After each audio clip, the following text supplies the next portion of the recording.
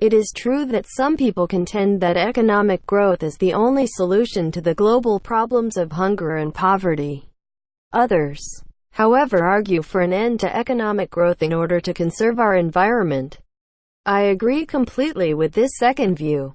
Those who see economic growth alone as the sole cure for the tragedy of world hunger and poverty propose one major argument.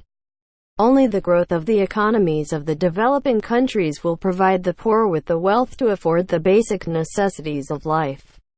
The profits made by corporations who are responsible for this economic growth will trickle down in the form of financial benefits to be enjoyed by the starving and needy. This view has justified the age of imperialism and the destruction of the livelihood of millions in the name of progress. On the other hand, there are countless examples to support the opposing view that economic growth results in environmental destruction.